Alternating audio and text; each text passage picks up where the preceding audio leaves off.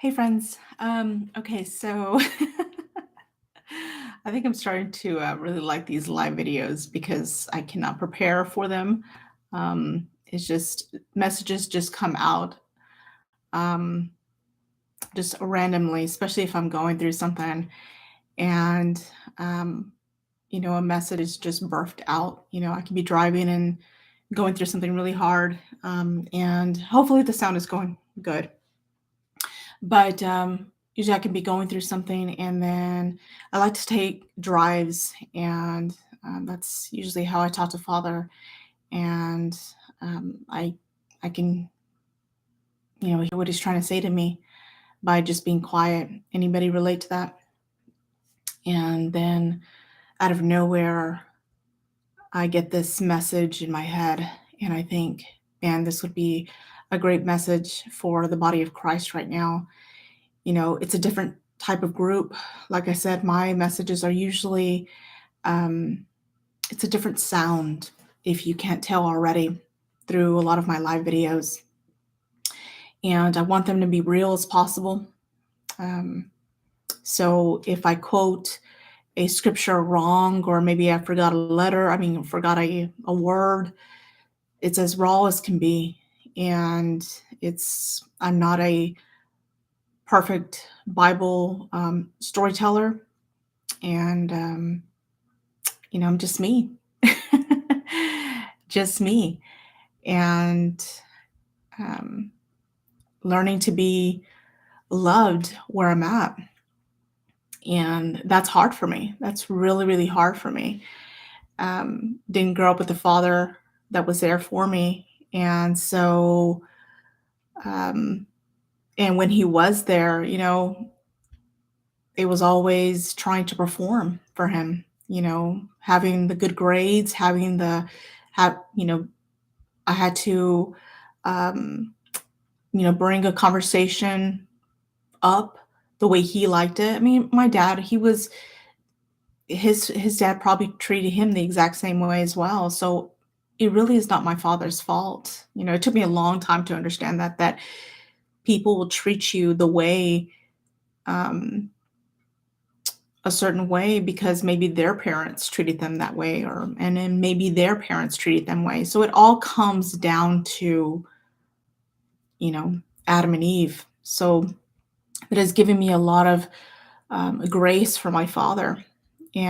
But this is my testimony, you know. And I named this video Beauty Out of Nothing, or Created Out of Nothing, because my son today, Braden, I took him to the park, and he's only 9 years old. Um, and At least I think he's 9 years old.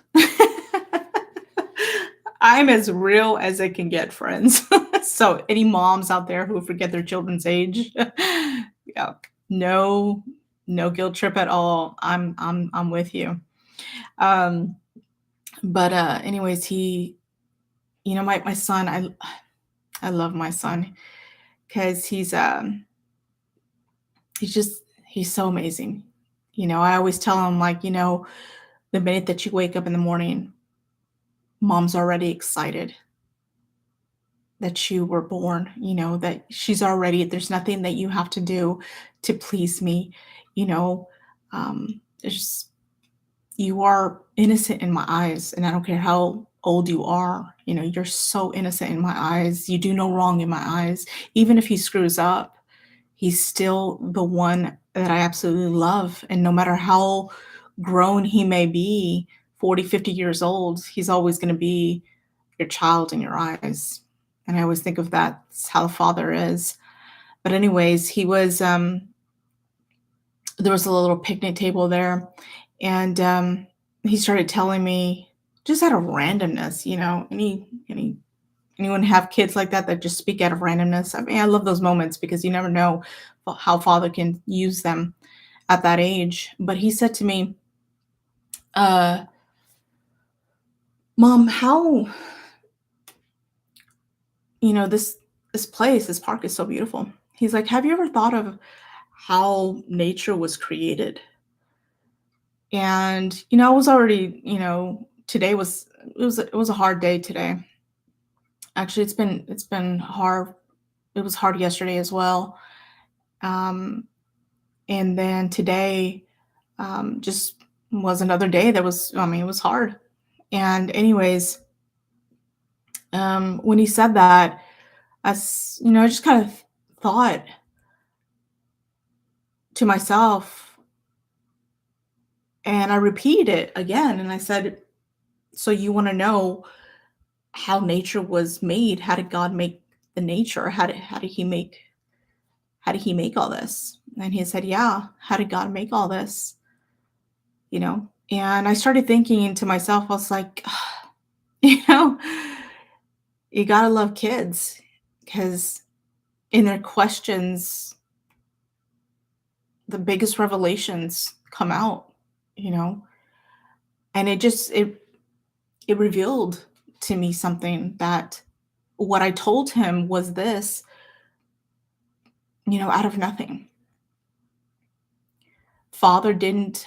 This is how I address my children. Whenever every time I'm talking about God, I always address him as Father because that's just he's my daddy God. He's very personal to me because when everyone left me, he was there. So when I talk to my children, I always address him as Father. So I said, well, Father didn't need anything to create this beautiful world. He didn't need anything. He looked into darkness, and instead of calling out darkness,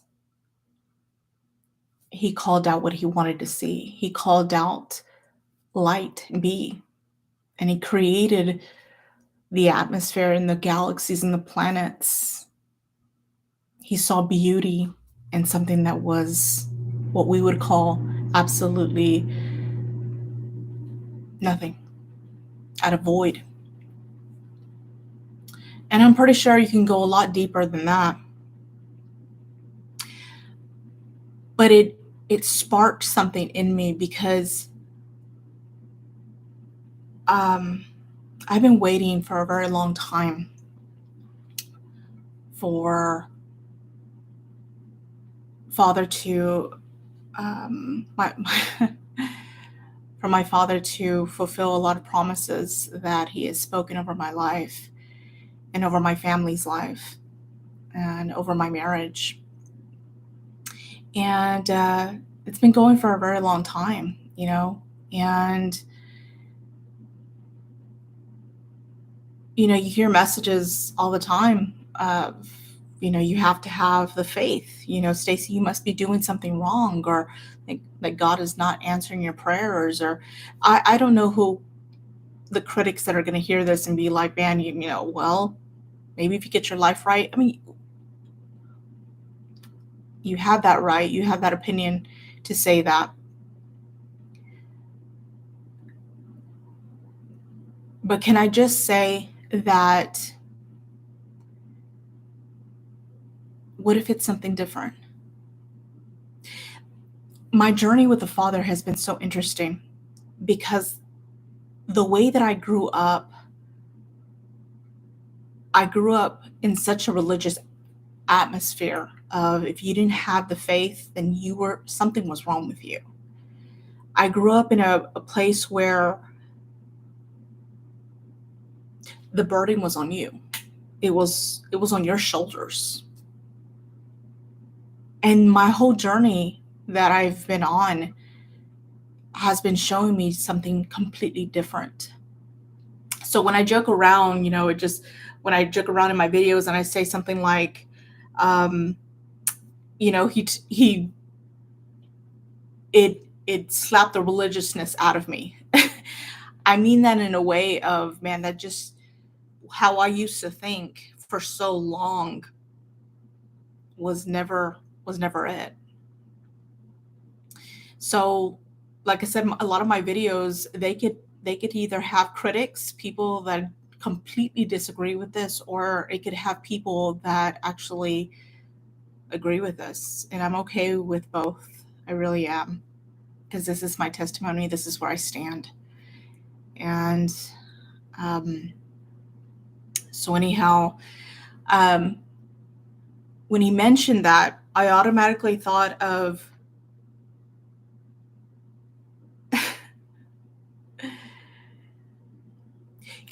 I'm sorry if I'm going on rabbit trails. I'm sorry, friends. This is just me. So if you love me for me, thank you so much. But I started thinking about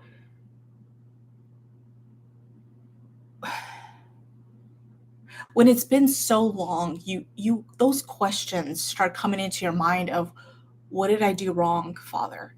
Where did I miss it?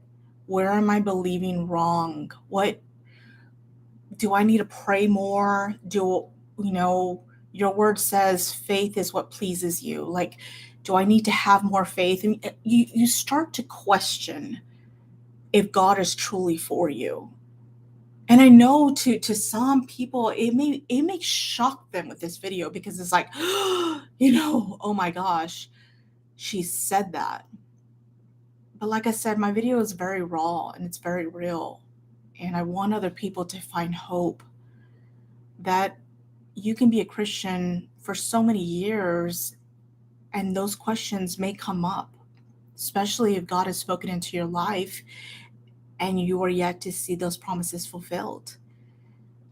And those questions have come up numerous of times, friends. Numerous of times of where I start to question, what did I do wrong? Why can't I have the faith that moves mountains? Why am I not seeing this come to pass yet? Are you mad at me? That's a big question, friends. That's a very big question. And even though you've read in the word where it says that he will never be angry with you, that every time that you see a rainbow, it is for us to remember that he will never be angry with us. We know the scriptures, but what happens when day after day after day after day, and those days turn into weeks, and weeks turn into months, and months turn into years, and years turns into a decade, and so forth, and you are yet to see that promise fulfilled? When all jokes aside, when all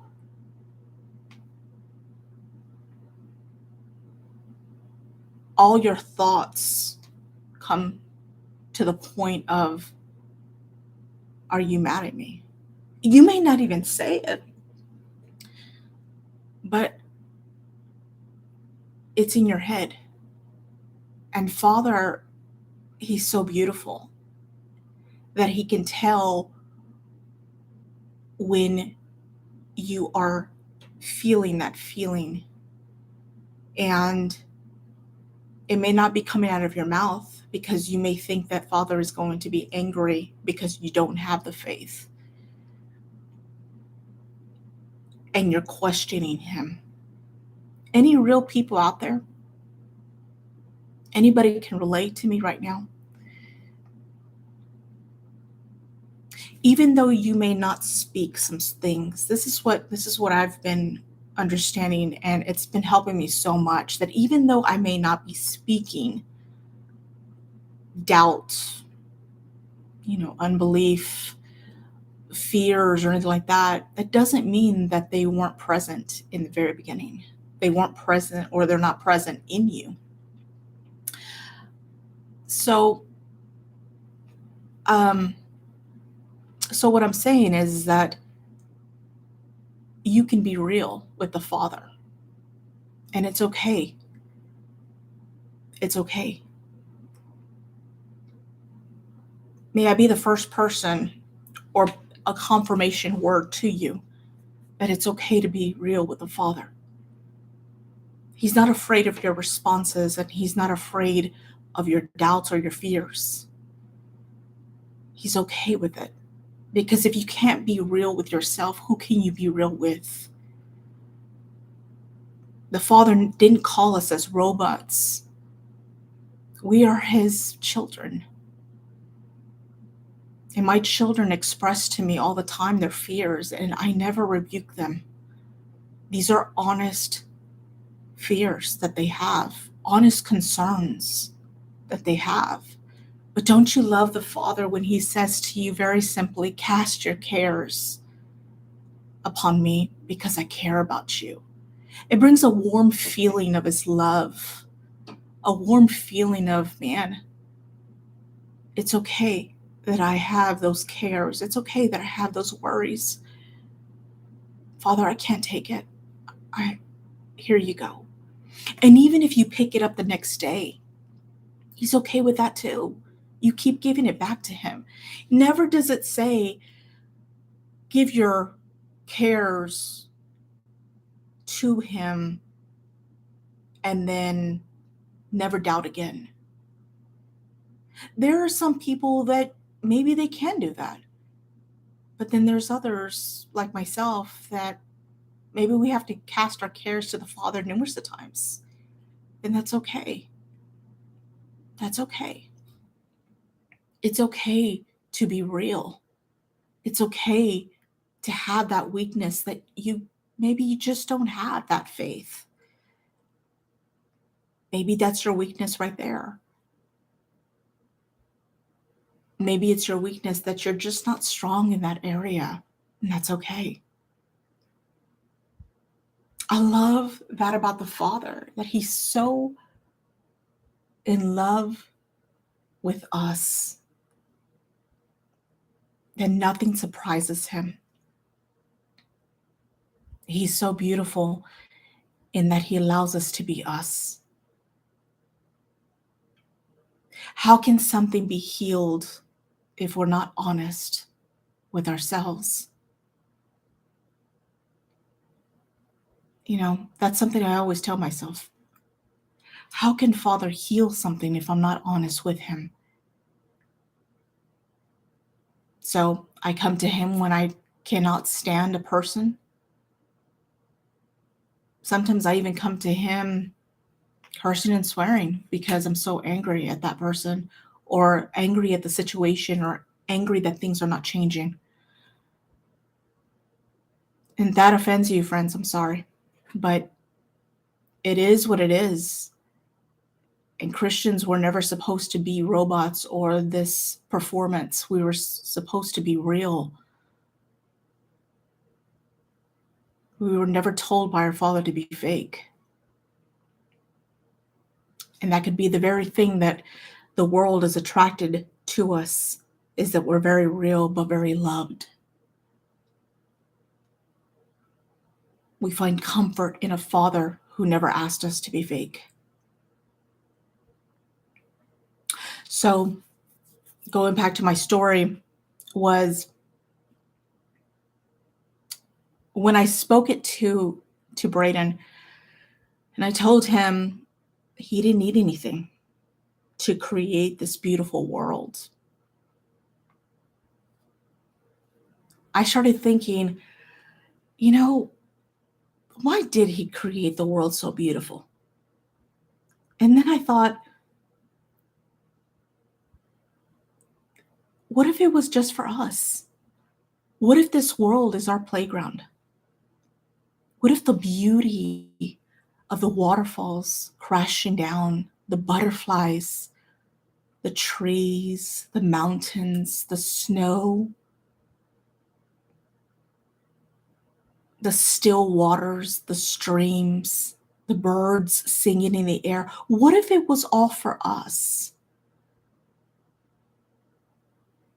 A way of Him showing how big He is, how beautiful He is, and it was all done for you.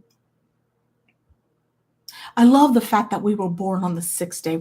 Man was created on the sixth day. That means that he was created when everything was already done. It was like a parent bringing home a child for the first time, and everything is already done. And all they have to do is enjoy their room. The Father so loves us so much.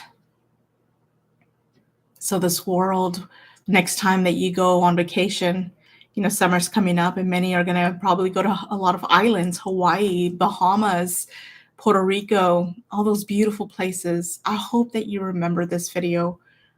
I hope you remember what I said, that this world was created for your enjoyment, the beauty of it. All of it was created for you. You know how special makes you feel inside when you know that all of this, the beauty and the colors, so vibrant, the sounds, was created for you. It's so beautiful. So beautiful.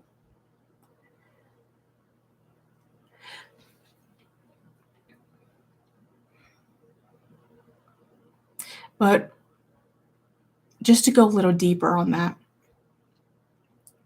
the world was created out of nothing. So when I started to think about, because I've been waiting on these promises to come about in my life, and I started to think, what am I doing wrong? So answering that question for my son was like a little light bulb.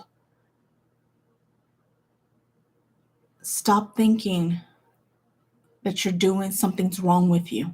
There's nothing wrong with you. You are walking exactly where I want you, in the speed that I want you.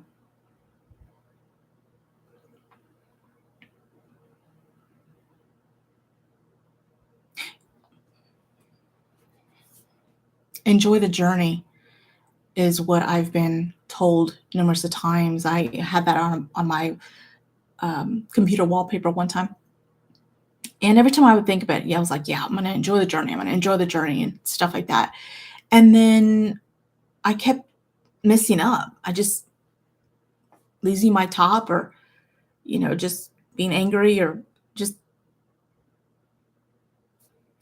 missing it in my mind.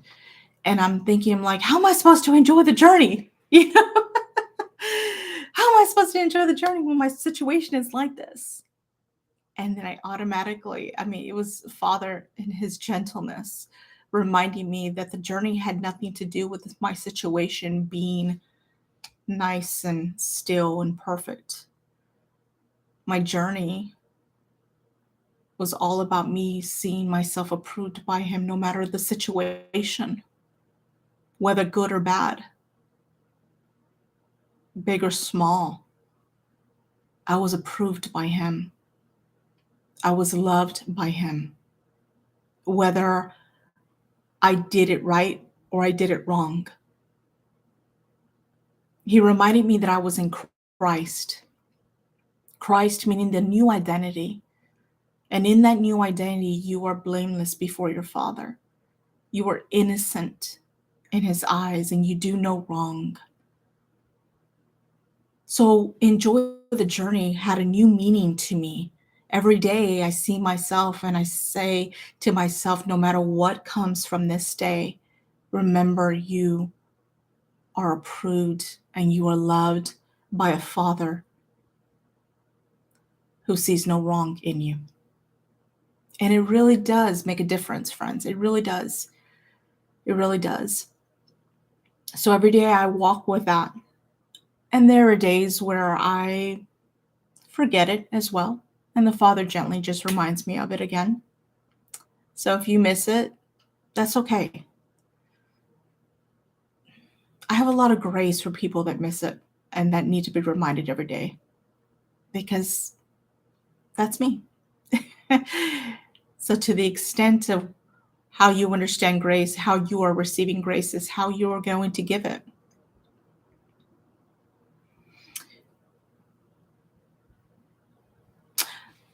So he created the world out of nothing, right?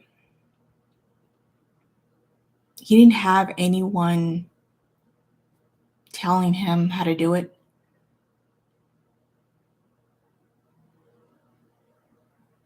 It wasn't anyone praying. It just was created. Nobody was doing anything. We weren't even created. And he created a beautiful masterpiece that we call this beautiful world out of nothing, from no one. He didn't need anybody, and he didn't need nothing. Literally nothing. It was the Father, the Son, and the Holy Spirit, and they were just one, and they decided to create a beautiful masterpiece for his beloved children so they could enjoy the fresh air when they go outside and play with their kids, the birds chirping and the singing, and the stream and the beautiful vacations. He was thinking of you so you could enjoy yourself. What a beautiful Father we have, don't we?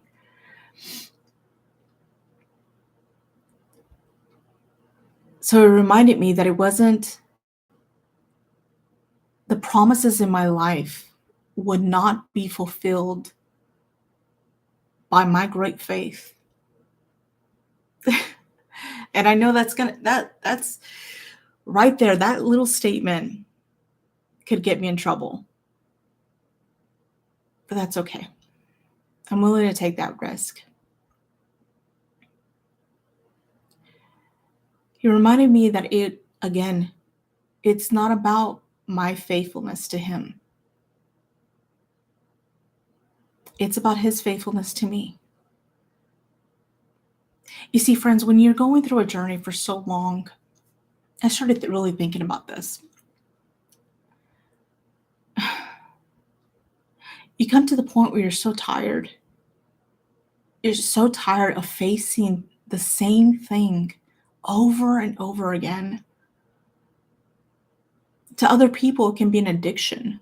They really, really want to see a change in their life, but they can't seem to stop.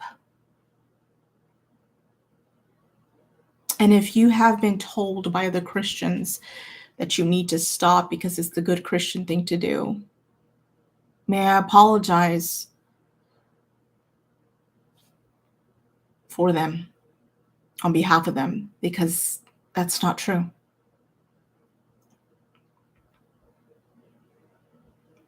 The Father, if you heard my other message, the Father, my prior message, my other live message was the Father is very tuned in when he sees a weakness. It's like his ears go up, his little antenna goes up. Not that he has an antenna, but I'm making it funny. But he tunes in where we are weak, because it's a place where it's like, you have a weakness. Yes. Now I can show you how great of a Father I can be to you.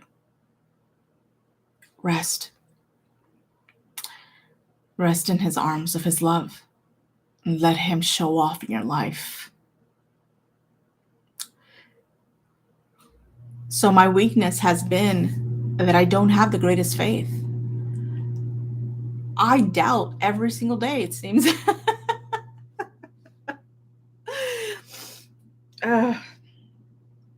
I doubt.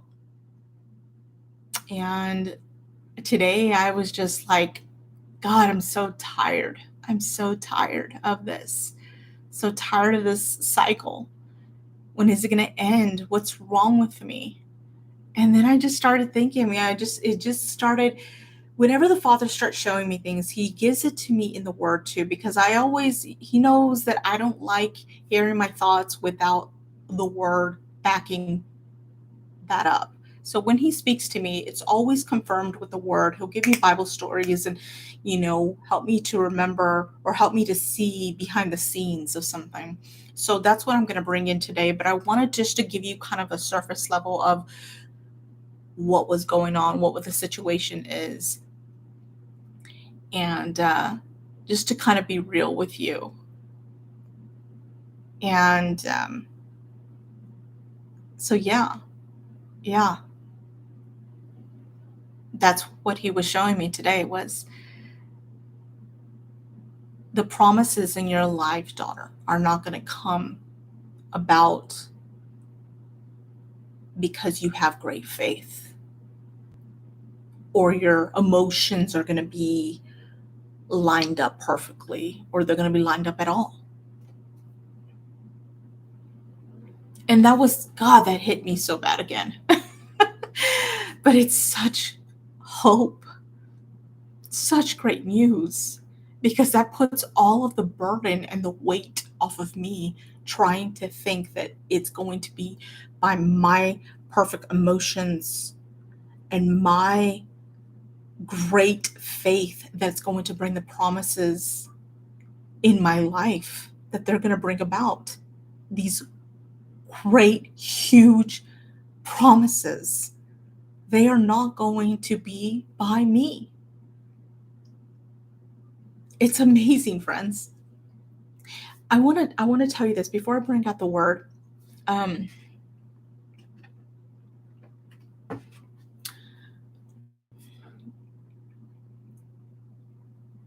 This gentleman meant well. I love this man. He's a child of God. He's my brother in Christ, and he meant well. So I'm not dogging him or anything like that. But when I sat down and I heard the sermon, his sermon was about faith, and he talked about how God is not pleased without faith, and that can kind of give you, when I heard that, if I didn't know the Bible correctly, I would think my first impression would be like, oh man, he's mad at me. I got to have that faith. And we can make faith, which is a good thing, a work. And I know that might be a huge shocker for people, or that might be something that you can totally relate to. But you can make a good thing a work. You can even make prayer a work if it's not birthed from relationship. It's kind of like a husband and wife. If I told the husband, okay, kiss your wife at this time, and he goes and kisses his wife, and then I tell him, okay, around this time, go get her flowers and give it to her. And he goes and he gets his flowers and gives it to her. Everything's so robotic. And even though kissing his wife and giving her flowers and making dinner for her is a good thing, but she will never know how much she's loved unless it's not demanded from her husband to do so. Hopefully I said that correctly, but you know what I'm saying? What we do for Father, when we raise our hands or when we give or we love one another or we say, I love you, Father, or, or we read our Bible or any of that, that's a fruit. It is not a demand from Father. It is a fruit from how wonderful this Father who does not demand from us is. When you take away the demand, you see the love there. That's why in the Bible, when it talks about give from a heart that's not obligated, a cheerful heart, a heart that feels loved. So to give, it's like I didn't create robots. I want you to give because you want to give. Like he needs our money, right? He created everything. Money is, it's nothing to him. He owns it all, the word says. Do we really understand that everything's a choice birthed from a relationship with him? And when we forget that,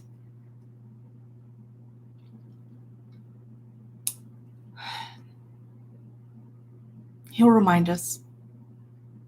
He'll remind us. I mean, if you don't believe me, think of why he made two trees, a tree of life and a tree of good and evil. He could have told Adam and Eve, you know, this is the tree.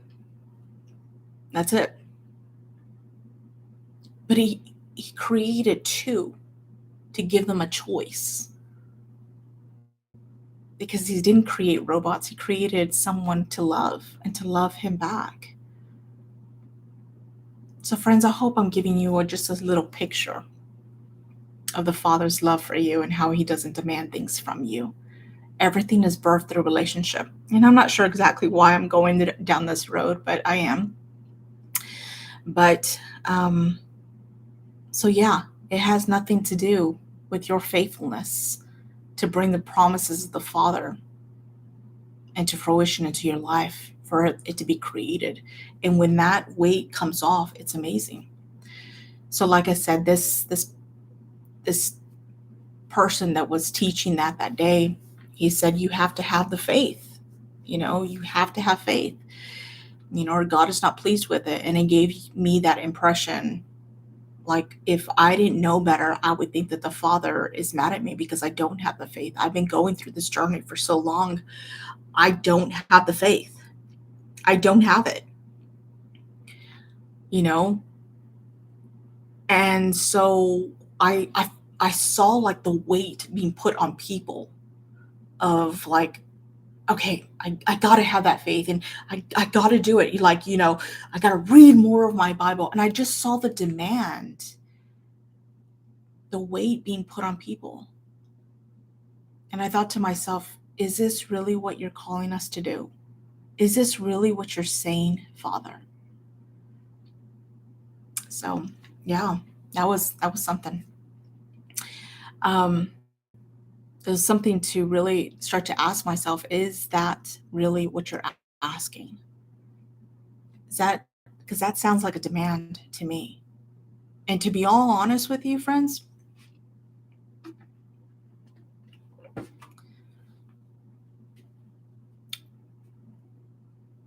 you can either obey it, even though it sounds like a demand, or you can rebel against it and say, I'm not going to go with those demands. I'm done with rules. I thought it's not by works. I thought it's by grace. That's a whole different video. But when you know that you don't have to do something, you do it willingly. So in my other video, I said, if you never change, the Father still loves you. You need to know that in order to change. You need to understand and receive that right now. In order to change, you need to know that the Father loves you, whether you change or not. I hope that sinks in to somebody. So going back, yeah, he had to remind me it was not about my faithfulness that was going to bring the promises of God in my life. It was not going to be by my great Bible thinking or my emotions. It's all the opposite, friends. Anger, frustration, bitterness, unforgiveness, it's all there. So I'm thinking, like, how in the world are these promises going to come in my life, Father, when I'm experiencing all of this? How? I'm not supposed to have this. As a Christian, I'm not supposed to have any of this. And it was like a light bulb of, let me show you something. So, like I said, there's going to be people that are not going to receive this. And then there's going to be people that it's going to be a breath of fresh air. So, that's okay. He reminded me of this story. Well, two stories. First, how the world was created out of nothing, which was amazing. But then he reminded me of Joseph and the brothers. Okay. He reminded me of how he gave Joseph, some promises and gave him some dreams, and some dreams that you would be like, wow, why would you give him dreams like that? Like, That almost sounds kind of like cocky in a way. He told his brothers, and I'm summarizing, okay? He told his brothers, hey, one day you guys are all going to bow down to me. And he was even including his dad in it. Well, of course, how would that make you feel? Like, yeah, right. And two, don't, that sounds kind of prideful, Joseph, and he keeps having these dreams, right? That he's going to be this big time person, and they're going to be below him. I mean, oh, mind you, this is our Father. This is the God of the universe giving him those dreams. And you got to kind of question yourself, like, why in the world are you giving him dreams like that? Right? Can we be real here? Why would you give him those dreams? So his brothers, like any other sibling, was like, yeah, right. But they kept hearing these dreams over and over again, and they kept seeing the favor that he had with his dad, with their dad being like the favorite. So what do you think is going to come into play with their emotions?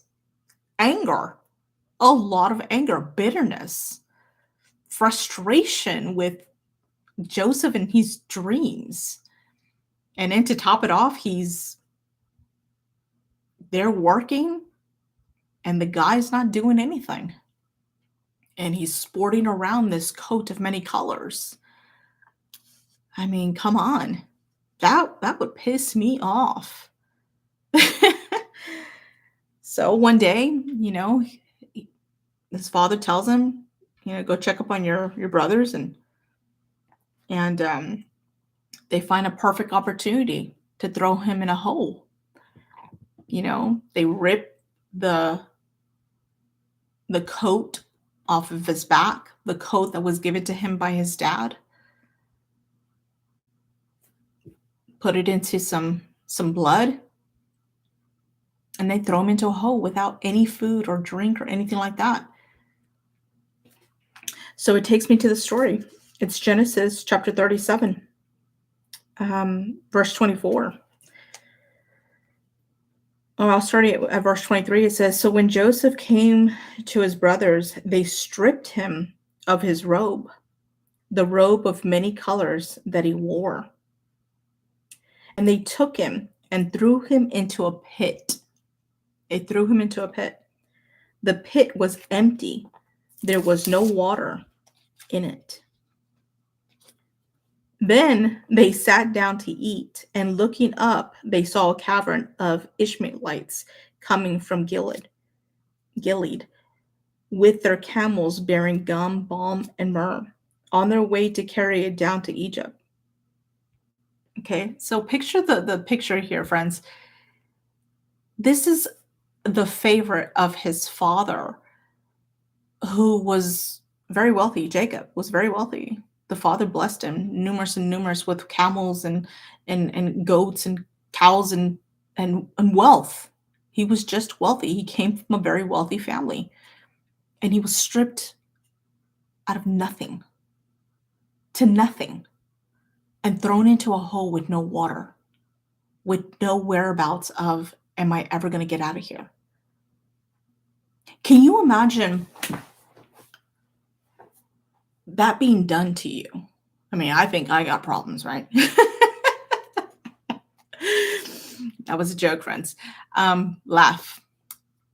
But being thrown, and you think automatically, where, and now to top it off, it says in verse 25, then they sat down to eat. They're eating in front of him, right next to it.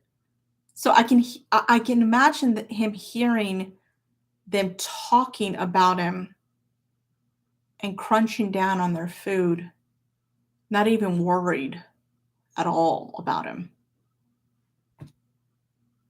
Can you imagine the anger? You think he felt love for them at that time? You think that he was praying for them at that time? You think that he had the right emotions at that time for them? Do you think he had the right emotions even for the father when the father told him very specifically, one day they will all bow down to you? What was going through Joseph's mind? This should make you think outside the box. What was going through his mind? All those promises. We don't really think that when a person is going through all of that, we think, oh, Joseph had this great faith. Come on, friends. Did he? Did he have great faith? Was he thinking great thoughts towards his brothers at the time? Or was he confused? Do you think confusion came in? Anger was trying to settle in? What was happening to Joseph? Just makes you think. Then they sat down to eat, and looking up, they saw a cavern of Ishmaelites. Okay. Verse 26. Then Judah said to his brothers, what profit is it if we kill our brother and conceal his blood? Come, let us sell him to the Ishmaelites, and let not our hand be upon him, for he is our brother, our own flesh. And his brothers listened to him. Then Midian traders passed by, and they drew Joseph up and lifted him out of the pit and sold him to the Ishmaelites, the 20 shekels of silver. They took Joseph to Egypt. Okay. So they not only threw him into the pit, but they also sold him. And he was wearing nothing. Friends, can you picture the scene with me? He has nothing. This was a guy who was just told that he was going to have everything. So much that people were going to bow down to him. But the situation looks completely the opposite, doesn't it? And it's getting better and better. Verse 29, when Reuben returned to the pit and saw that Joseph was not in the pit, he tore his clothes and returned to his brothers and said, the boy's gone. Where shall I go? Then they took Joseph's robe and slaughtered a goat and dipped the robe in the blood. And they sent the robe of many colors and brought it to their father and said, this we have found. Please identify whether it is your son's robe or not. And the story goes that they deceived their father and made him think that he was murdered, when in fact he was thrown into a pit and sold. There's a verse in here where it says, so the father obviously has no whereabouts of his child, of his favorite child. There is a verse in here where it says, I'm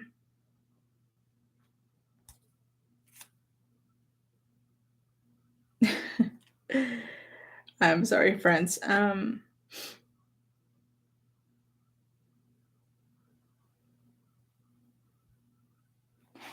going to have to summarize it.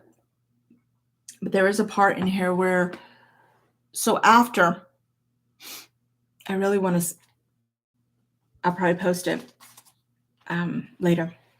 But after that, the story goes on to say that he was sold and it put him at the right place at the right time. Isn't that crazy? He was then introduced to Potiphar, which was the very important person to Pharaoh. Little did Joseph know that he was being set up for that dream to come to play. And that ministers to me, because in the Bible, it says that Joseph was successful because God was on his side. God was with him. Look what I just said. That ministers to me right there. Joseph was not successful because of what he brought to the table. He had nothing, friends. Nothing. His emotions were probably, maybe not so good. Maybe not so good. But he was called in the Bible successful. Isn't that amazing? Because God was with him. That spoke to me so much because the Father was saying to me, you see, daughter, I don't need great faith. It's okay where you're at. I'm going to put you at the right place, the right time, because your eyes are on me and I am with you. Because you have nothing and I have everything. I have everything you need to bring about the promises that I have for your life. Because I'm with you. I am with you. And that's what's going to make you successful, is that I'm with you. And that just makes me so joyful. That is my manna for today. The bread that gets me going. That's going to make me feel amazing, and I'm going to sleep well tonight, knowing that it's all on him, because I have nothing. I have nothing. My emotions are not all lined up, and my faith is just not there. But if I know that my Father is there and he's fighting for me, he's going to put me at the right place, the right time. I am walking into his timing. And to fast forward the story, he was put in the right place. Because when he was, if you've read the story before, he was set up with Potiphar, but then his wife, Potiphar's wife, tries to sleep with him. And he tries to sleep with Joseph. He rejects it, gets thrown in jail. So now it just became worse. Goes into another place. And all the while, Joseph is thinking, when is this stuff going to happen? You know what I'm saying? You think you've moved up 10 steps and then you go back 11 steps. Like, you know what I'm saying? Like, can you imagine what was going through his mind? He was rejected by his brothers, sold into slavery, thrown into a pit in a hole without food or water, ridiculed. All his clothing was stripped from him. He had nothing whatsoever. Probably shocked at what was going on. He was speechless. But then again, he was put in the right path to a fulfillment of a dream that he had, that was given to him by the Father. Tell me, friends, is Father really asking for us to have something in order for our plan, our promises to be fulfilled? Is he? I have to say no. There are other stories where the Father is not looking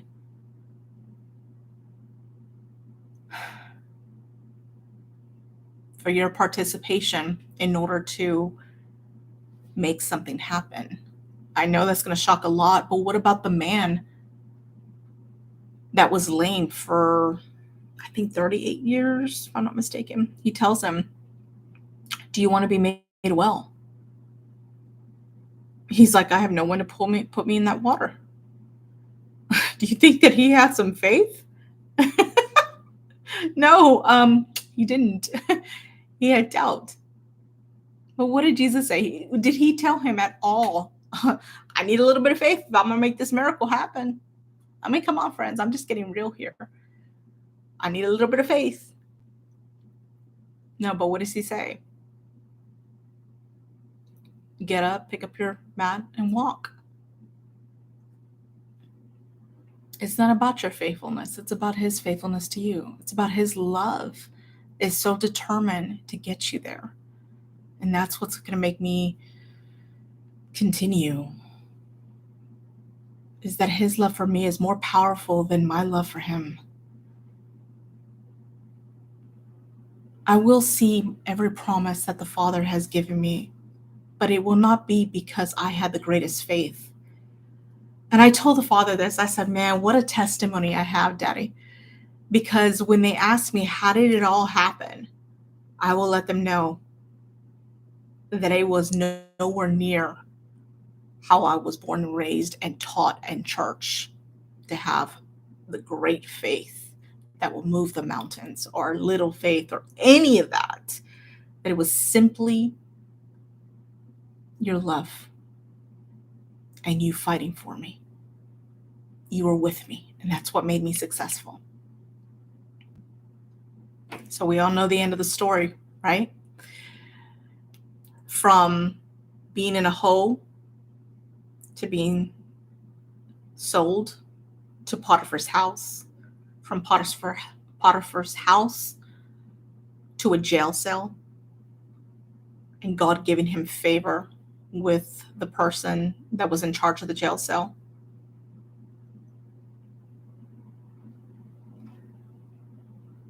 To 2 years later, finally being given the opportunity to come in second in command to Pharaoh.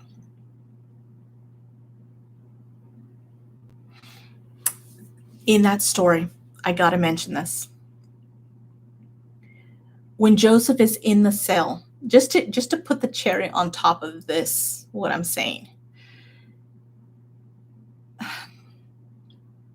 In the jail cell, he interprets the dreams of the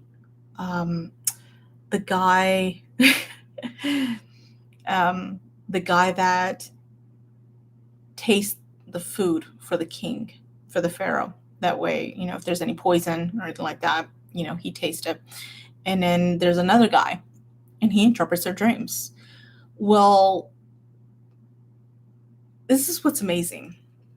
Is that he tells them, hey, when you are let out, remember me. So he's telling them, hey, remember me. Okay? This is so great. Oh my God, I love this. He tells them, remember me. 2 years pass. And he's then, at the right time, Pharaoh has a dream that is so big that nobody can interpret. And that person that was in the jail cell with Joseph, remembers that Joseph can interpret dreams. Talk about the right time, the right place. You would think that Joseph, because he could interpret dreams, that he could actually get himself out of that place. His gift could not get him out of that place. That's what I'm saying, friends. It was almost like if the Father was saying, you think that your gift is what's going to get you out of here. You think that I need your help, Joseph, to get you out of here. You are walking in a divine moment that I have planned for your life. And nobody or nothing is going to come in between it. Because I love you so much. That I want you to see that it's me who's going to get you there. Not your own smarts, not your calling nor your gift, but you. But me in your life. Because I'm with you. That's what's going to make you successful, is because I'm with you. So I love that, friends.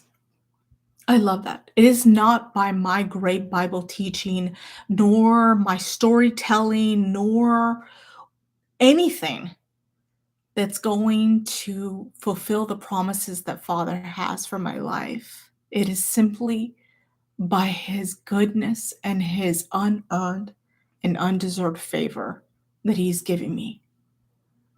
I can never earn anything that He gives me. And if you are honest with yourself, you can't either. So before we think that we have something to give to the Father to bring these promises in our lives, think again. We don't. And we kid ourselves if we think we do. The Father is in love with you, and He is going to bring the promises that He has for your life because He's good. And He is determined to get you there.